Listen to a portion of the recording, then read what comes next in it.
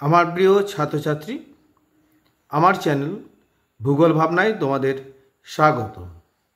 আজকে উপস্থিত হয়েছি একটি লং ভিডিও নিয়ে। যদিও এই ক্লাসটির মূল লক্ষ্য 2025 সালের মাধ্যমিক পরীক্ষার দিকে তাকিয়ে। তো আজকে বায়ুমণ্ডলের চ্যাপ্টারের অন্তর্গত উষ্ণতা তারতম্যের ভিত্তিতে বায়ুমণ্ডলের স্তরের বিন্যাস এবং যে কোনো দুটো স্তরের ব্যাখ্যা বা বৈশিষ্ট্য আলোচনা করব। তো কথা না বাড়িয়ে প্রথমেই আলোচনাতে যাই। আমরা জানি যে বায়ুমণ্ডলের যে স্তর বিন্যাস সেটি মূলত ঘনত্বের ভিত্তিতে করা হয় আর উষ্ণতা তারতম্যের ভিত্তিতে করা হয়। তো প্রদত্ত প্রশ্নানুসারে আমরা সরাসরি চলে যাব। তো দেখো যে উষ্ণতা তারতম্যের ভিত্তিতে বায়ুমণ্ডলের স্তরগুলিকে মোটামুটি 6 ভাগে ভাগ করা হচ্ছে। প্রথমত ট্রোপোস্ফিয়ার, দ্বিতীয় স্ট্র্যাটোস্ফিয়ার, তৃতীয় মেসোস্ফিয়ার, চতুর্থ থার্মোস্ফিয়ার বা আয়নোস্ফিয়ার, পঞ্চমত এক্সোস্ফিয়ার, আর লাস্টে রয়েছে ম্যাগনেটোস্ফিয়ার। তো এই প্রশ্নতে এই 6টি স্তর যে আমরা দেখালাম, অর্থাৎ প্রথম অংশ শেষ হলো। এবার দ্বিতীয় অংশে ব্যাখ্যাতে যাব। তো প্রথমেই আমরা বেছে নিচ্ছি যে দুটি স্তর নিয়ে আলোচনা করব, সেটা হলো ট্রোপোস্ফিয়ার। ট্রোপোস্ফিয়ারে ব্যাখ্যাতে যাই বা বৈশিষ্ট্যগুলো বলবো যখন, তোমরা একটু মন দিয়ে শোনার চেষ্টা করো। বায়ুমণ্ডলের সবচেয়ে নিচের স্তরটি হলো ট্রোপোস্ফিয়ার। এই যে ছবিতে দেখো, যেখানে আমি পেন ঠেকাচ্ছি, এটা পৃথিবীর ভূপৃষ্ঠ। ঠিক তার উপরে যে হালকা ইয়েলো রঙের যে স্তরটি রেখেছি, এটা হচ্ছে ট্রোপোস্ফিয়ার। এখন এবার লেখাতে দেখো, অর্থাৎ বায়ুমণ্ডলের সবচেয়ে নিচের স্তর হলো ট্রোপোস্ফিয়ার। ভূপৃষ্ঠ থেকে এর উচ্চতা সাথে সাথে উষ্ণতাও কমতে থাকে। উচ্চতা যত বাড়ে এই স্তরে উষ্ণতা স্বাভাবিকভাবে কমে। একে স্বাভাবিক তাপ হ্রাসের হারও বলে। অর্থাৎ ট্রোপোস্ফিয়ারিক অঞ্চলে যত উচ্চতা বাড়বে বায়ুমণ্ডলীয় উষ্ণতাও তত কমবে। এখানে দেখো এটি সাধারণত 20 কিমির মধ্যেই সীমাবদ্ধ ভূপৃষ্ঠ থেকে, খুব বেশি হলে। মানে এরপর 1 নম্বর বৈশিষ্ট্য বা এ, উচ্চতা। উক্ত স্তরের গড় উচ্চতা 14 কিমি, তবে নিরক্ষীয় অঞ্চলে এটা 16 কিমি। আবার মেরুতে কখনো কখনো এটা 8 কিমি গভীরতাও দেখা যায়। তাহলে 20 কিমি কেন বললাম? ওই যে ট্রোপোপজ রয়েছে, অর্থাৎ ট্রোপোস্ফিয়ারের ঊর্ধ্বসীমায় রয়েছে ট্রোপোপজ, সেটা 20 কিমি উচ্চতায় রয়েছে বলে। এবার উষ্ণতার কথা, দ্বিতীয় পয়েন্ট। উচ্চতা বৃদ্ধির সাথে সাথে এই স্তরের উষ্ণতা হ্রাস পেতে থাকে। তো তৃতীয় পয়েন্টে স্বাভাবিক হ্রাসের হার কাকে বলি সেটা বলে দিই। ট্রোপোস্ফিয়ারে প্রতি কিমিতে 6.4 ডিগ্রি সি হারে তাপের হ্রাস পায়। একেই স্বাভাবিক হ্রাসের হার বা ল্যাপস রেট বলে।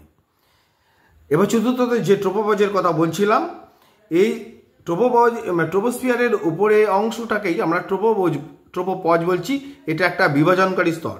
এই থেকে দেখো যে কালো রঙের মোটা করে দিয়েছি, স্থূলকায় যে স্তরটি অংশ রয়েছে ক্ষীণ, সেটাই হলো ট্রোপোপজ। অর্থাৎ স্ট্র্যাটোস্ফিয়ার আর ট্রোপোস্ফিয়ারের মধ্যে একটি বিভাজনকারী স্তর।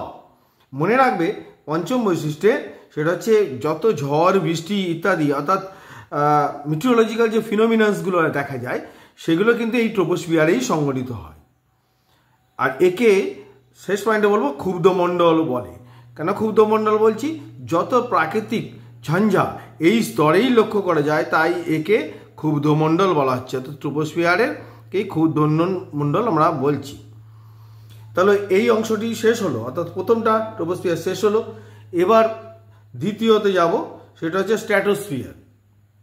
অর্থাৎ ট্রোপোস্ফিয়ারের উপরের স্তর, অর্থাৎ ট্রোপোপজের পর থেকে যেটা শুরু হচ্ছে, সেটা হচ্ছে ভূপৃষ্ঠ সংলগ্ন দ্বিতীয় স্তরটাই হলো স্ট্র্যাটোস্ফিয়ার।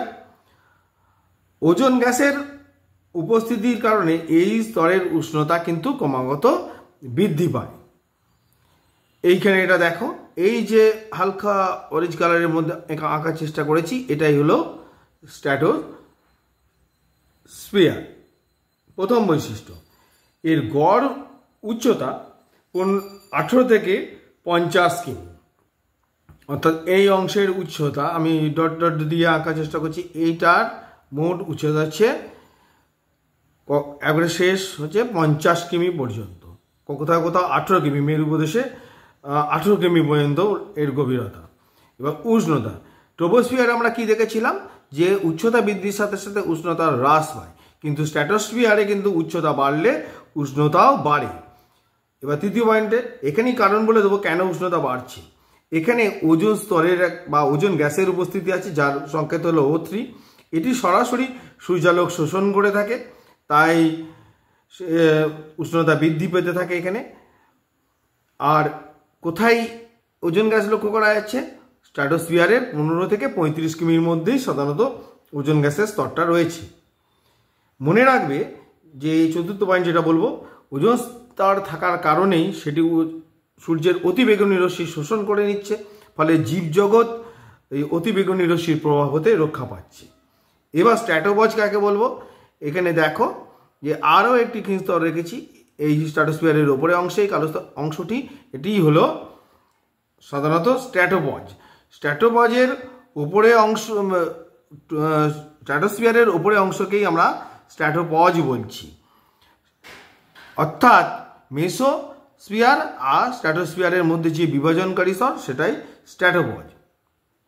এই অংশ দিয়ে সাধারণত জেট প্লেনগুলি চলাচল করে থাকে।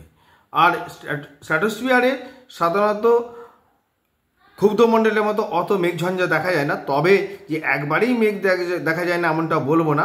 স্ট্র্যাটোস্ফিয়ারে মৌক্তিক মেঘ বা মুক্তি মেঘ নামক হালকা মেঘ লক্ষ্য করা যায়।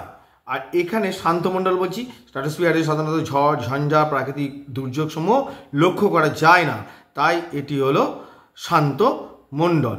তাহলে এইটুকু অংশের মাধ্যমেই আমরা এই প্রশ্নের উত্তর দিয়ে দিতে পারলাম। আর ছবিটা পরীক্ষার খাতায় এত সুন্দর ছবি না আঁকা গেলেও তোমরা একটি বৃত্তাকার অংশ হবে, সেখানে পৃথিবী গ্লোব বা পৃথিবীকে আঁকার চেষ্টা করবে। শেষে এই রকম কম্পাস দিয়ে টেনে দিয়ে 5 থেকে 6টা স্তর তৈরি করবে এবং তাতে উচ্চতা এবং নাম পাশে লিখে দিলেই সেটা তোমাদের মাধ্যমিক পরীক্ষা তোমাদের স্তরের জন্য উত্তরের জন্য যথেষ্ট হবে। তোমরা ভালো থেকো, আরও ভালো করে পড়াশোনা